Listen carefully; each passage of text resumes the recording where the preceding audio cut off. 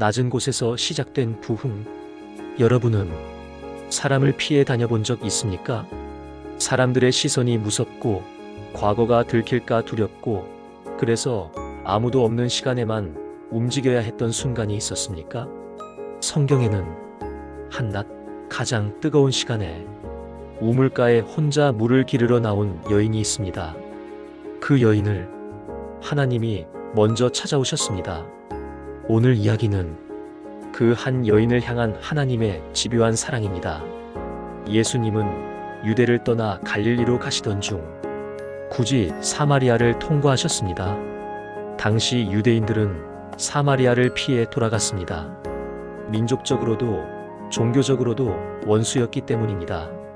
그런데 예수님은 피하지 않으셨습니다. 왜였을까요? 한 사람 때문이었습니다. 1. 목마른 인생. 그 여인은 5번 결혼했고 지금 함께 사는 남자도 남편이 아니었습니다. 마을 사람들과 어울릴 수 없었기에 아무도 나오지 않는 정오에 물을 기르러 나왔습니다. 그녀는 목이 마른 것이 아니라 인생이 말라 있었습니다. 사랑을 찾았지만 실패했고 안정을 찾았지만 깨졌고 존중을 원했지만 수치만 남았습니다. 그때 예수님이 말씀하십니다. 이 물을 마시는 자마다 다시 목마르려니와 내가 주는 물을 마시는 자는 영원히 목마르지 아니하리라. 예수님은 그녀의 과거를 정죄하지 않으셨습니다. 그녀의 갈증을 보셨습니다. 이 예배의 본질을 말씀하시다 대화는 예배 이야기로 넘어갑니다. 어디서 예배해야 합니까? 그때 예수님은 이렇게 말씀하십니다. 하나님은 영이시니 예배하는 자가 영과 진리로 예배할지니라. 여인은 장소를 묻고 있었지만 예수님은 상태를 말씀하셨습니다. 상처가 있어도 과거가 있어도 사람들 눈을 피해 살아도 하나님은 당신의 중심을 찾으십니다. 3. 가장 놀라운 장면. 그 여인에게 예수님은 이렇게 말씀하십니다. 내가 크다. 너와 말하는 내가 바로 크다. 성경에서 예수님이 메시아임을 이렇게 직접적으로 밝히신 장면은 매우 드뭅니다. 그런데 누구에게 가장 먼저 밝히셨습니까? 종교 지도자가 아닙니다. 바리새인이 아닙니다. 버림받은 한 여인이었습니다. 이것이 하나님의 방식입니다. 4. 물동이를 버려두고. 그 여인은 물동이를 버려두고 마을로 달려갑니다. 수치를 피해 숨던 여인이 이제는 사람들 앞에 섭니다. 왜일까요? 사람을 만나서가 아니라 하나님을 만났기 때문입니다. 예수님을 만나면 숨던 인생이 증인이 됩니다. 혹시 지금 사람들을 피해 살고 있습니까? 혹시 겉으로는 멀쩡하지만 속은 바짝 말라있지 않습니까? 혹시 사랑을 찾고 있지만 늘 실패하고 있지는 않습니까? 예수님은 당신을 피하지 않으십니다. 사람들은 피했어도 하나님은 돌아가지 않으십니다. 오늘도 예수님은 말씀하십니다. 내가 주는 물을 마시라. 당신의 과거를 들추기 위해 오신 것이 아니라 당신의 갈증을 끝내기 위해 오셨습니다. 사마리아 여인처럼 오늘 물동이를 내려놓으십시오. 그리고 살아계신 주님을 만나십시오. 낮은 곳에서 시작된 부흥. 여러분은 사람을 피해 다녀본 적 있습니까? 사람들의 시선이 무섭고 과거가 들킬까 두렵고 그래서 아무도 없는 시간에만 움직여야 했던 순간이 있었습니까? 성경에는 한낮 가장 뜨거운 시간에 우물가에 혼자 물을 기르러 나온 여인이 있습니다.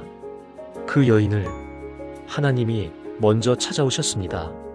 오늘 이야기는 그 한 여인을 향한 하나님의 집요한 사랑입니다.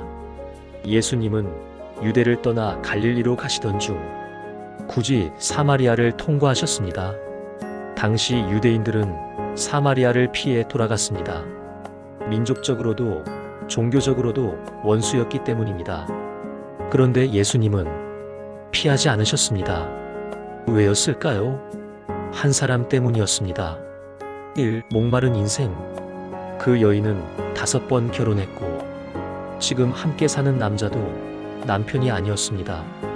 마을 사람들과 어울릴 수 없었기에 아무도 나오지 않는 정오에 물을 기르러 나왔습니다.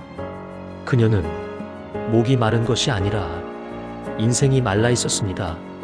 사랑을 찾았지만 실패했고, 안정을 찾았지만 깨졌고, 존중을 원했지만 수치만 남았습니다. 그때 예수님이 말씀하십니다. 이 물을 마시는 자마다 다시 목마르려니와 내가 주는 물을 마시는 자는 영원히 목마르지 아니하리라. 예수님은 그녀의 과거를 정죄하지 않으셨습니다. 그녀의 갈증을 보셨습니다. 이 예배의 본질을 말씀하시다 대화는 예배 이야기로 넘어갑니다. 어디서 예배해야 합니까? 그때 예수님은 이렇게 말씀하십니다. 하나님은 영이시니 예배하는 자가 영과 진리로 예배할지니라. 여인은 장소를 묻고 있었지만 예수님은 상태를 말씀하셨습니다. 상처가 있어도, 과거가 있어도, 사람들 눈을 피해 살아도 하나님은 당신의 중심을 찾으십니다.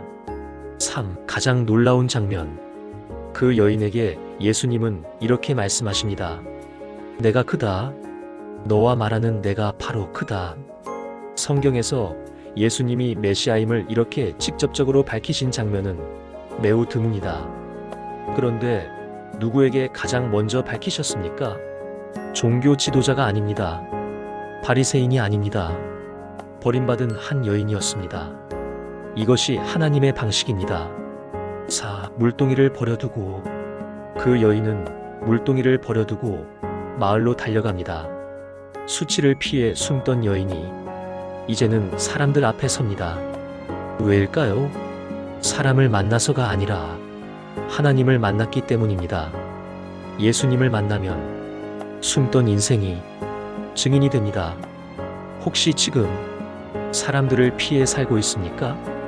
혹시 겉으로는 멀쩡하지만 속은 바짝 말라있지 않습니까? 혹시 사랑을 찾고 있지만 늘 실패하고 있지는 않습니까?